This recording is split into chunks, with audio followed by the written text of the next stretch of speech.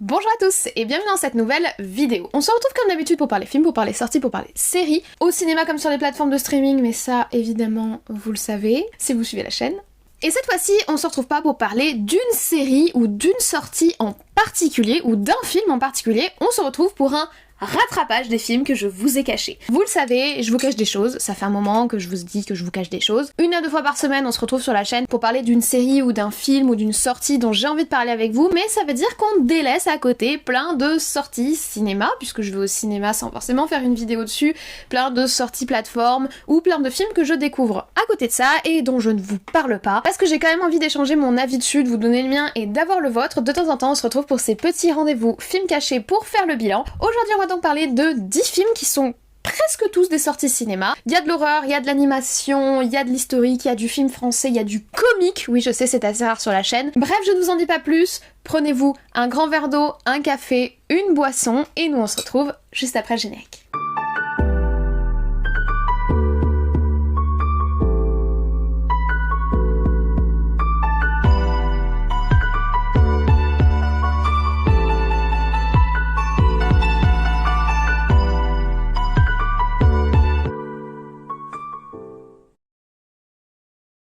Alors, commençons dès à présent et sur les chapeaux de roue par un film d'horreur que j'ai découvert quand j'étais sur Paris et j'étais très contente de pouvoir le voir puisqu'il y avait très peu de séances qui étaient programmées en France. C'est le film Éternal d'Auteur. De sa traduction littérale, La fille éternelle, c'est un film qui dure 1h36 seulement, qui est sorti le 22 mars 2023 et qui est un film d'horreur distribué par le fameux studio A24.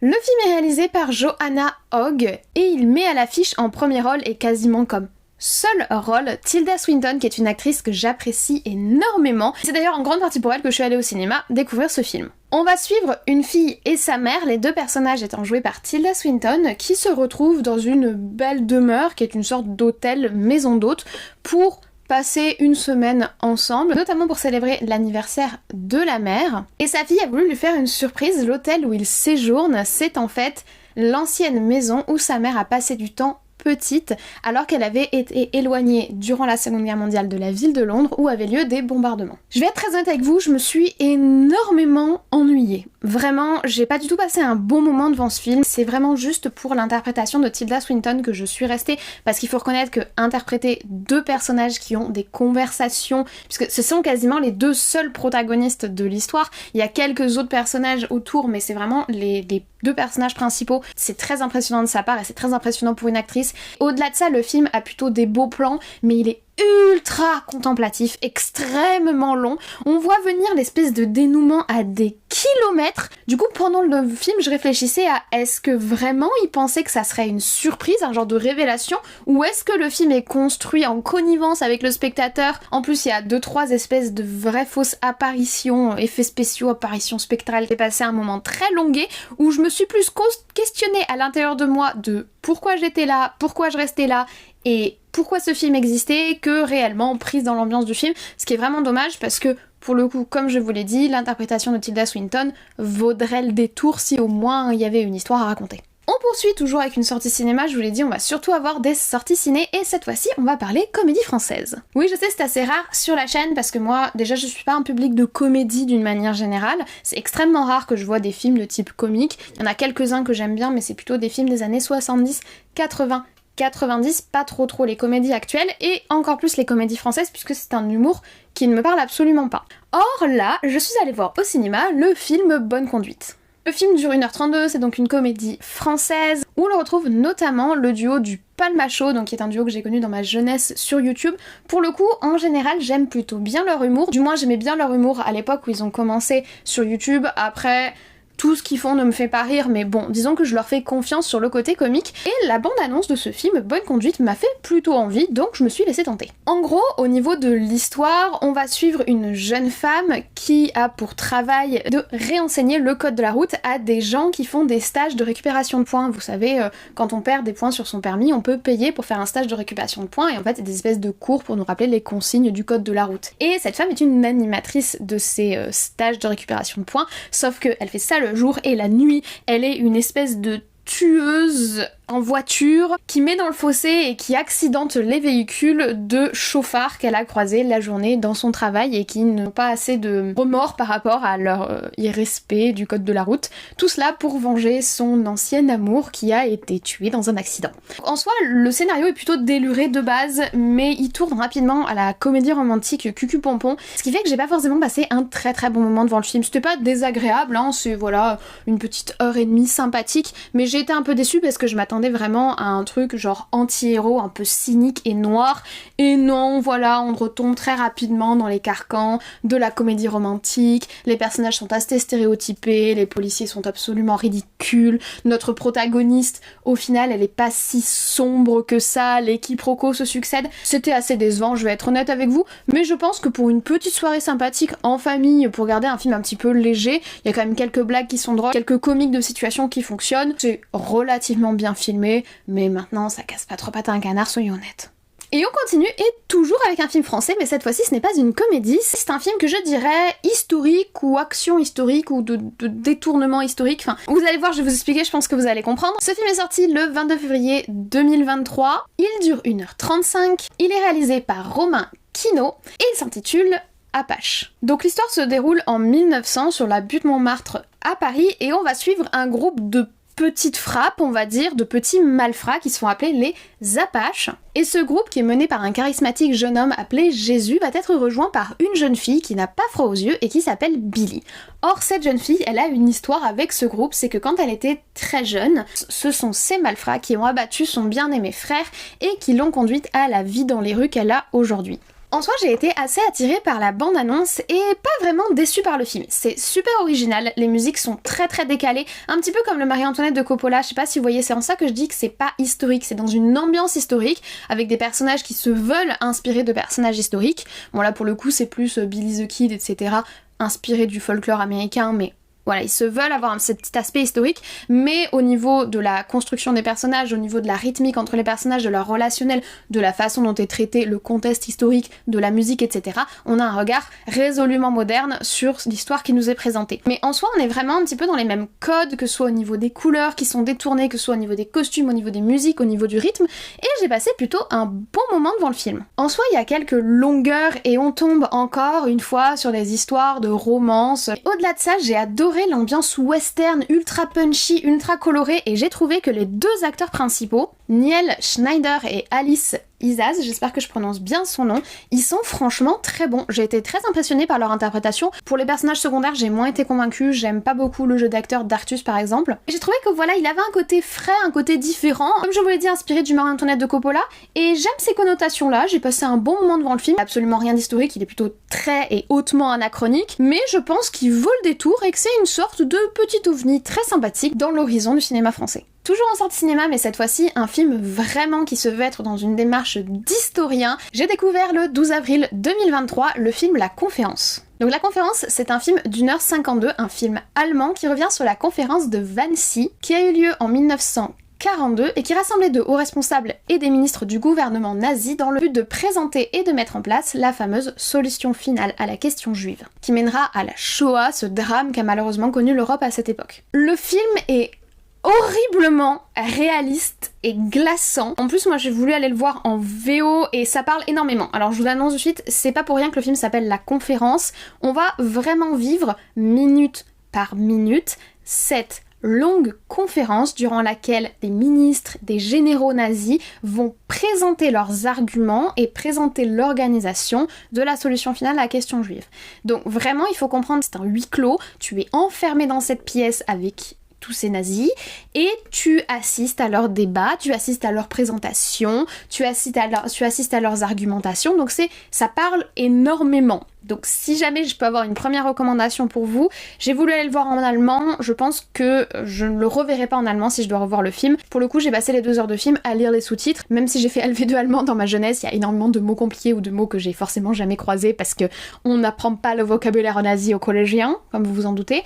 Donc première recommandation, je vous recommande d'aller voir le film en français, et si vous n'aimez pas les films qui blablatent trop, clairement c'est pas un film pour vous. Mais si ces deux choses-là ne vous dérangent pas, Honnêtement, j'ai trouvé le film extrêmement impressionnant. J'en garde encore beaucoup en mémoire, même plusieurs mois après. On est en juillet là quand je vous parle, donc ça fait plusieurs mois que je l'ai vu.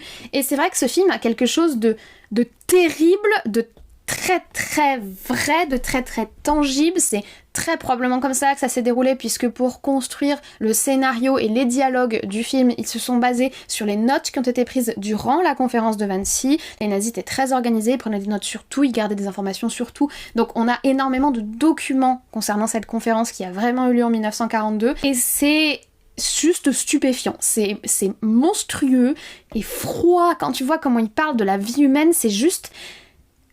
voilà, mais d'un autre côté c'est très éclairant, je trouve, comprendre un petit peu la mentalité de ces gens-là, de ces dignitaires nazis. Il y a notamment 2 soldats qui viennent directement du front de l'Est, où ils ont déjà commencé à perpétuer des massacres par balles, notamment pratiqués par les Einsatzgruppen, qui étaient des groupes de morts avant que la solution finale et que les camps de concentration soient mis en place. Il y avait déjà eu des massacres de juifs, notamment dans l'Europe de l'Est, et il y a ces 2 soldats qui, tu vois comment ils traitent la vie humaine, ils sont complètement tarés. Enfin, ce film est vraiment très impressionnant. Si vous vous intéressez à cette période et que ça vous dérange pas d'avoir un film qui parle beaucoup, c'est horrible, mais c'est très instructif. En plus, la réalisation est très belle, les costumes sont très beaux, etc. Et j'ai trouvé que c'était un film édifiant pour comprendre cette période.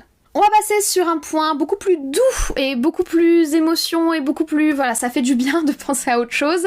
Je vais vous parler du film Suzume, qui est la toute dernière sortie de Makoto Shinkai au cinéma. Le film est sorti le 12 avril 2023, il dure 2h02 et c'est donc, comme je vous l'ai dit, le nouveau film de Makoto Shinkai, qui est un réalisateur japonais de films d'animation qui est principalement connu pour son génialissime film Your Name. Il a aussi réalisé Les Enfants du Temps, si vous l'avez pas vu je vous le recommande, et 5 cm par seconde qui est extrêmement triste, mais si ça vous dérange pas de larmoyer pendant tout le film, il est très très bon aussi.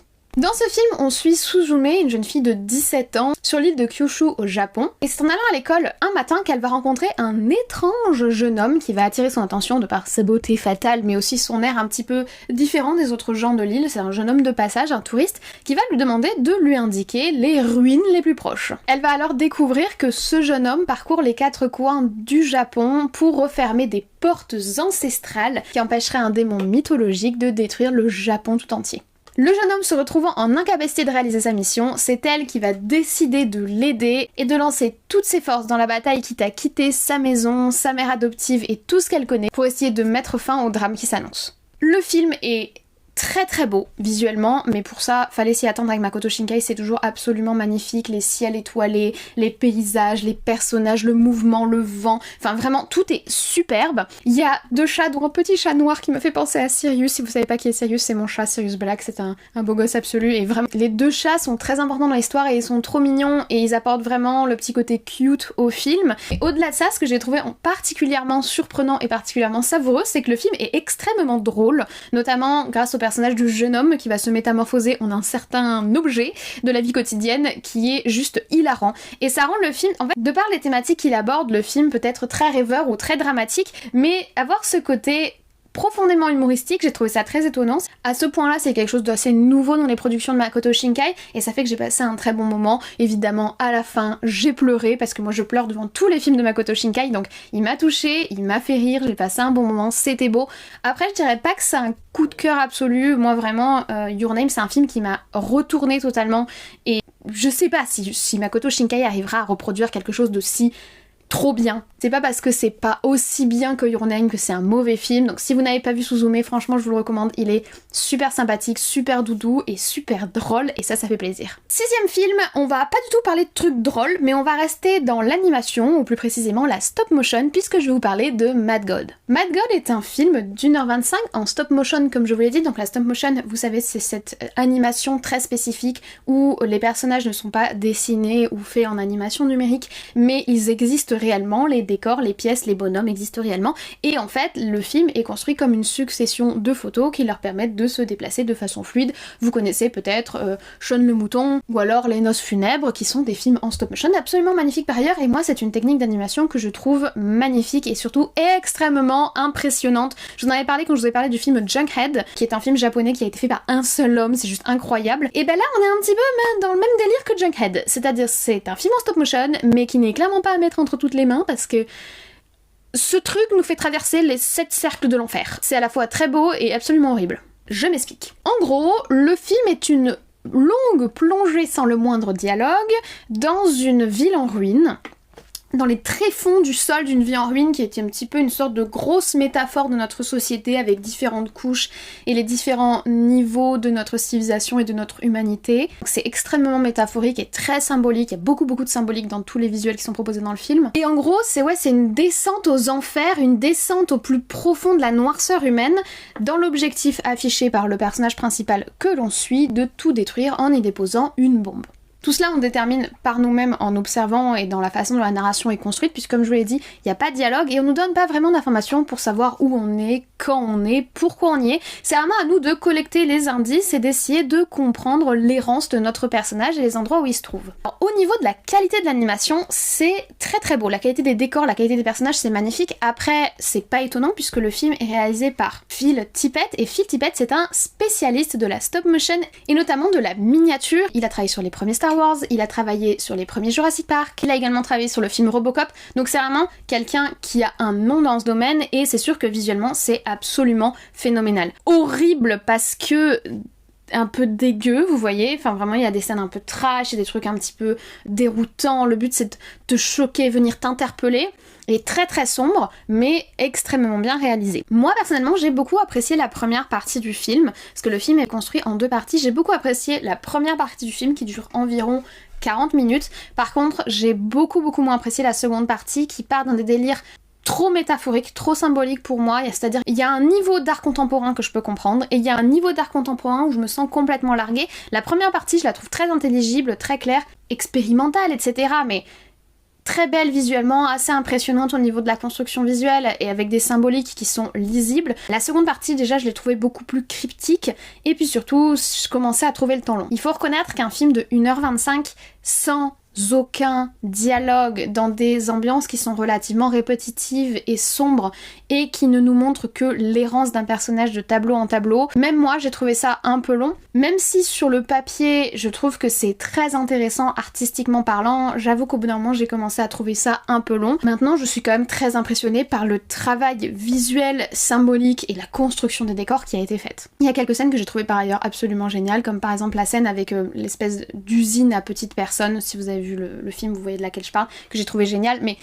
voilà, c'est un film qui est extrêmement particulier, à absolument pas mettre entre toutes les mains, déjà parce que ça peut être super choquant, mais en plus parce que c'est compliqué, enfin c'est vraiment pas accessible. Je trouve pas pour le coup que ce soit un film et une production artistique qui soit accessible à tous, mais c'est une expérience visuelle, donc si vous voulez vivre une expérience visuelle un petit peu originale, si vous avez aimé Junkhead dont on avait déjà parlé sur la chaîne, si vous connaissez pas Junkhead, je vous renvoie vers ma vidéo par ailleurs. Là, je pense que ça va vous plaire, je pense que ça va vous intriguer, je pense que ça va vous titiller. Autrement, c'est quand même très spécial. 7ème production cinématographique dont nous parlons, et ce n'est pas un film, c'est la seule série dont on va parler dans cette vidéo rattrapage, mais ce n'est pas n'importe laquelle.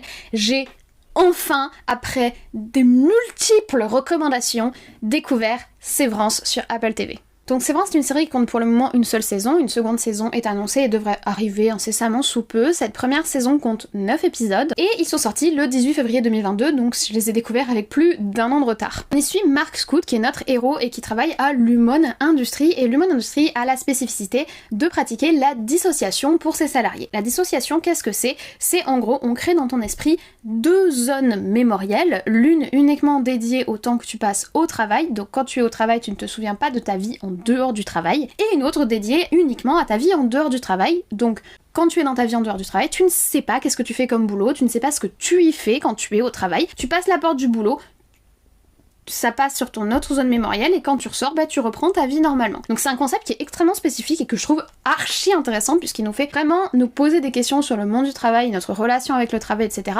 Mais la série va tellement au-delà de ça, c'est vraiment impressionnant. J'ai été juste fascinée, j'ai été absorbée par cette série, je l'ai binge-watch, j'avais pas du tout prévu de regarder tous les épisodes d'un coup, j'ai regardé tous les épisodes d'un coup parce que t'es juste absorbée par cette problématique de ces deux Mark Scout, celui dans l'enceinte du travail et celui à l'extérieur, qui ne se connaissent pas, qui ne se souviennent pas l'un de l'autre, qui sont au final presque différents parce qu'ils évoluent, c'est-à-dire c'est la même personne à la base mais qui va évoluer de façon différente en fonction des problématiques qu'elle rencontre. Et puis surtout il y a ce mystère de ce qu'ils font au travail, puisque nous on a accès aux deux zones mémorielles puisqu'on le suit dans toutes ses journées, que ce soit ses journées au travail ou ses journées dans sa vraie vie, et on comprend pas ce qu'il fait au boulot. Ils sont là, ils collectent des chiffres, etc. Et en plus, c'est arrivé une nouvelle collègue, une femme qui vient de débarquer, donc qui est nouvellement admise dans ce monde de la dissociation, et à travers ses yeux, on va découvrir et essayer de comprendre ce monde étrange qu'est l'entreprise Lumon, et les enjeux sont juste incroyables, les problématiques qui sont soulevées sont géniales, visuellement c'est super bien filmé, le générique est trop cool par ailleurs, enfin franchement, je comprends pourquoi on m'a survendu cette série, parce qu'elle est vraiment excellente, les problématiques qui sont soulevées m'ont bluffé, c'est super pertinent. Si vous ne l'avez jamais vu, ne faites pas comme moi, n'attendez pas des 1000 et des cents pour découvrir cette série, parce que c'est juste une pépite. On poursuit sur des découvertes plateformes de streaming, mais on revient à des films. J'ai découvert le film The Mother sur Netflix. Alors The Mother est un film qui est sorti le 12 mai 2023 sur la plateforme. Il dure 1h58 et il est réalisé par Niki Caro qui a également réalisé le malheureux live action de Mulan pour Disney, donc pour le moment on n'est pas sur un package de ouf à la base. Le film The Mother nous raconte l'histoire d'une tueuse à gages qui va être forcée d'abandonner sa fille parce que celle-ci va être prise pour cible par des arnaqueurs et des mafieux, enfin des gens qu'elle a fréquentés dans sa vie de tueuse à gages, et pour la protéger, elle va être obligée de l'abandonner et de la confier à une famille et de couper tous ses liens avec elle. Or, des années plus tard, sa fille va de nouveau être prise pour cible pour qu'elle soit atteinte et elle va donc devoir reprendre du service comme tueuse à gages pour défendre son enfant et peut-être enfin lui révéler la vérité sur sa naissance et qui est sa vraie mère. Le film m'a été recommandé par Netflix et je l'ai regardé à tout hasard par pure curiosité. En soi, c'est un bon divertissement d'action pour passer une soirée où t'as rien d'autre de prévu, mais sinon, c'est extrêmement prévisible, pas très intéressant.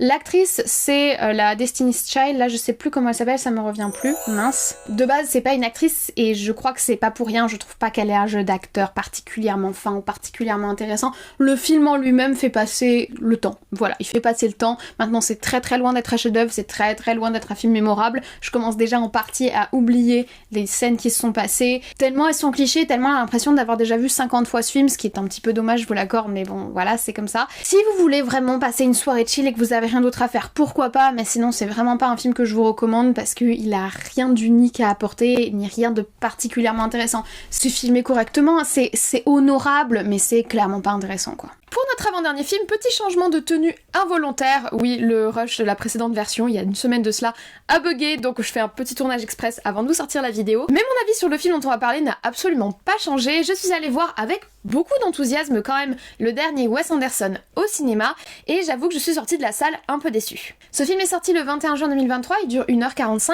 et il s'appelle donc Asteroid City. C'est donc le tout dernier Wes Anderson. Wes Anderson, c'est un réalisateur qui est quand même très apprécié par la communauté des amateurs de cinéma parce qu'il a un style vraiment propre à lui, il a vraiment une identité visuelle et une identité dans la construction de son ensemble cinématographique qui est très forte. Moi personnellement, mon film préféré de lui, c'est The Grand Budapest Hotel. J'aime beaucoup La Famille Tannenbaum aussi. Il est également derrière plusieurs films en stop motion puisqu'il aime beaucoup la stop motion qu'il utilise par ailleurs dans beaucoup de ses films, même si tout le film n'est pas en stop motion, mais ses deux plus connus, c'est Fantastic Mr. Fox et L'île aux chiens, que j'ai aussi beaucoup aimé. Et son film le plus récent jusqu'alors, c'était The French Dispatch, que pour le coup, j'avais pas trop apprécié. Et malheureusement, je vais être obligée de vous dire la même chose pour ce nouveau Asteroid City. Pourtant, il y a vraiment du potentiel. Visuellement, j'ai rien à dire parce que visuellement, c'est du Wes Anderson, c'est très beau. Les passages en maquette pour le train notamment sont sublimes. Les angles de caméra choisis sont sublimes. Les couleurs un petit peu pastel, etc. J'adore. Il a choisi de poser son intrigue en 1955 en plein milieu du désert américain. Très cliché, très Wes Anderson.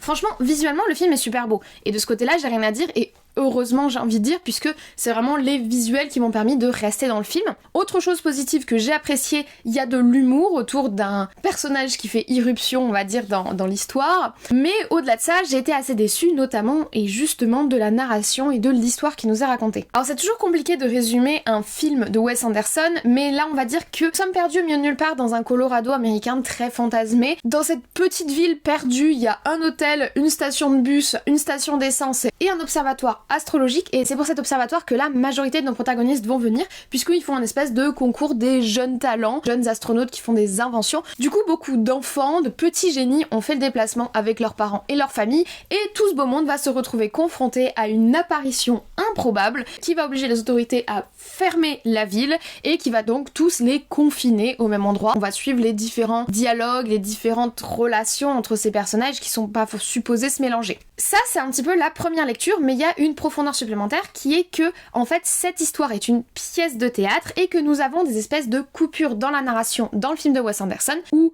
l'écrivain de la pièce commente et nous montre son travail sur la pièce. Donc on a une sorte d'envers du décor où on voit le moment où il écrit, le moment où il choisit ses acteurs, le moment où la pièce va être mise en scène, et ça crée des espèces de coupures dans l'intrigue pour nous montrer un petit peu l'envers du décor. Au final, c'est pas ce qui m'a le plus gêné parce que le plus intéressant dans le film, c'est l'envers du décor. Au-delà de l'aspect humoristique sur le personnage qui fait irruption, le fameux personnage qui fait irruption, le plus intéressant, c'est les moments envers du décor. Je pense d'ailleurs qu'il aurait dû centrer son film sur ça. Parce que pour le reste, c'est assez... Alors c'est très mélancolique, de ce côté-là, pas de souci, mais c'est très lent. Au niveau rythmique, le fait qu'il y ait des coupures dans la narration et le fait qu'en plus l'histoire soit pas vraiment cousue et que ce soit plus une sorte de gros melting pot de personnages qui ont pas forcément de relation entre eux et qui échangent plutôt des banalités qu'autre chose. J'ai trouvé ça assez peu intéressant en fait, c'est pas du tout prenant comme film. Visuellement c'est très beau, c'est assez mélancolique, mais alors par contre tu t'ennuies. En tout cas moi je me suis beaucoup ennuyée, j'ai beaucoup senti le temps passer, le film dure 1h45, j'ai eu le sentiment de rester dans la salle au moins 2h30 quoi. J'ai pas accroché en fait, je pense que la vraie problématique c'est que je suis pas rentrée dedans. Alors ça reste beau, et oui c'est évident, la mise en scène est totalement et 100% maîtrisée, ça reste très original, mais j'ai plus l'impression que c'est de l'original pour faire de l'original que de l'original pour vraiment nous dire quelque chose. En tout cas, moi j'ai pas eu le sentiment que le film me disait quelque chose ou avait un message à me porter au-delà du simple exercice artistique qui nous est présenté, et ça j'ai trouvé ça un peu dommage. Après, je pense que ça reste un film à voir, ne serait-ce que pour son originalité, ne serait-ce que pour la beauté de sa mise en scène et le travail, on va dire, visuel de Wes Anderson, mais c'est vrai que narrativement, bof. Et nous en arrivons à notre 10e et dernier film, et comme nous avons commencé avec de l'horreur, je vous propose de terminer avec un film d'horreur. Le 10e film que je souhaitais rattraper avec vous est le film Croque-Mitaine, qui est sorti le 31 mai 2023, qui dure 1h38, et qui est adapté comme énormément d'autres films d'horreur d'une nouvelle de Stephen King. La nouvelle de base fait à peine quelques pages, elle est sortie en 1978 dans un recueil qui s'intitule La Danse macabre. La nouvelle en elle-même est pas vraiment une production remarquable de Stephen King, mais ils ont décidé d'en faire une adaptation. En fait, comme toutes les adaptations Stephen King, je vais voir au cinéma. Je suis très souvent déçue, mais de temps en temps, il y a de belles choses. Évidemment, on peut citer Misery, évidemment, on peut citer Shining, même si c'est une adaptation très libre du livre original. Dr. Sleep, sa suite, suit beaucoup mieux le bouquin et est très bonne aussi, donc il y a de très bonnes adaptations de Stephen King, il y en a aussi de très mauvaises, et celle-ci, franchement, je l'ai pas trouvée si terrible. En gros, ce film nous raconte tout bêtement l'histoire du croque-mitaine qui habite dans l'ombre du placard de nos enfants dans leur chambre, vous savez, la fameuse bébête que les enfants y voient dans leurs ombres, sous leur lit ou au fond du placard, sauf qu'il donne de la réalité à cette créature, et on va donc suivre un psychiatre dont la femme est morte récemment, qui essaye de continuer à élever ses deux filles et qui va devoir se confronter à cette terrible menace au sein de sa maison. J'ai trouvé franchement que le film avait de vraies propositions intéressantes, notamment autour de la créature que j'ai trouvé très très cool. Franchement, quand on met une créature à l'image, quand on décide de montrer la bébête, il faut vraiment qu'elle soit intéressante et pertinente. Si c'est pour me montrer une vieille sorcière au nez crochu peinturlurée de sang, ça ne sert à rien. Il faut vraiment réfléchir ton objet horrifique, réfléchir ta créature horrifique pour qu'elle ait quelque chose de différent de ce qu'on a déjà vu et pour qu'elle fasse vraiment peur. Si tu me la montres, c'est qu'elle va apporter plus que ce que mon imagination m'aura apporté. Et là, pour le coup, je trouve que le choix est pertinent de montrer la créature parce que, honnêtement, j'ai trouvé qu'elle avait vraiment quelque chose d'intéressant et vraiment quelque chose d'horrifique. Et la créature n'est pas la seule chose qui fait peur dans le film. Il y a plein de petits leviers d'horreur qui sont utilisés, notamment l'espèce de lune lumineuse que la gamine balade et qu'elle utilise pour éclairer le couloir, que je trouve est très bien trouvée. Il y a une scène chez la psy qui est absolument terrifiante. Pour le coup, on parle de la créature, mais alors la psy, elle fait trop flipper. Tu m'aurais amené voir une psy comme ça quand j'étais gamine, tu m'étonnes que j'aurais vu des trucs dans mes placards après. Mais bon, ça c'est encore autre chose. Mais la scène avec la psy, elle est terrifiante. Le duo entre la petite sœur très jeune et la grande sœur qui essayent toutes les deux de faire face à la mort de leur mère de façon différente sont vraiment cool. Il y a une scène dans un placard qui m'a fait penser à la scène terrible en haut des escaliers dans le 6e sens. Bref, plein de très bonnes idées qui fait que j'ai passé un très bon moment devant ce film. Je pense pas que ce soit le film de l'année, c'est pas un film d'horreur absolument mémorable, mais il est très sympathique. Et si vous voulez voir un film d'horreur sympathique sorti ces derniers temps, franchement, je me permettrais de vous recommander Le Croque-Mitaine parce que, En adaptant une histoire extrêmement simple et au final une nouvelle très courte de Stephen King, le film arrive à nous proposer quelque chose de vraiment flippant. En fait, flippant par nature. L'histoire en elle-même te fait peur parce que c'est du basique et que ça fait appel à des peurs basiques, mais ça n'en est pas moins un film très sympathique où tu passes un bon moment, un peu prévisible sur les bords, un peu simple au niveau du relationnel, familial, le deuil, le machin, qui sont des thématiques un petit peu rebattues du monde de l'horreur, mais qui fonctionnent et qui fonctionnent même plutôt bien. Voilà, c'est sur cette dernière bonne note qu'on termine ce rattrapage de 10 films que je vous ai cachés, et vu qu'on en est aux révélations, sachez qu'il y en a encore un petit paquet et qu'une seconde vidéo rattrapage devrait arriver incessamment sous peu, certainement le mois prochain. En attendant cette seconde vidéo, j'espère que vous avez apprécié celle-ci. Si c'est le cas, n'hésitez pas à mettre un petit j'aime, ça fait plaisir, ça me soutient dans ce que je fais, et en plus ça aide YouTube à référencer la vidéo dans son algorithme et à la mettre en avant. C'est également le cas des commentaires, donc n'hésitez pas à mettre en commentaire un petit coucou ou à me dire ce que vous avez pensé des différents films dont on a parlé. Est-ce que vous les avez tous vus? Est-ce que certains vous font envie? Est-ce que je vous en ai fait découvrir? Est-ce que certains d'entre vous ont envie d'aller voir Mad God? Est-ce que certains d'entre vous sont intrigués par cette production ultra originale? Bref, n'hésitez pas à partager votre avis dans les commentaires, je les lis tous et j'y réponds dès que j'ai le temps. Et si vous n'êtes pas encore abonné, vous connaissez la chanson, c'est juste en dessous, c'est gratuit, ça fait plaisir, ça me soutient dans ce que je fais, ça aide YouTube à référencer ma chaîne, et en plus vous serez tenu au courant des futures sorties de vidéos si vous activez la cloche. Moi je ne vous embête pas plus, je vous souhaite dès à présent une très bonne journée, une très bonne semaine, de très bons visionnages, peut-être un des 10 films dont on a parlé aujourd'hui. En attendant, prenez soin de vous, hydratez-vous par ces chaleurs, et nous on se dit à très vite.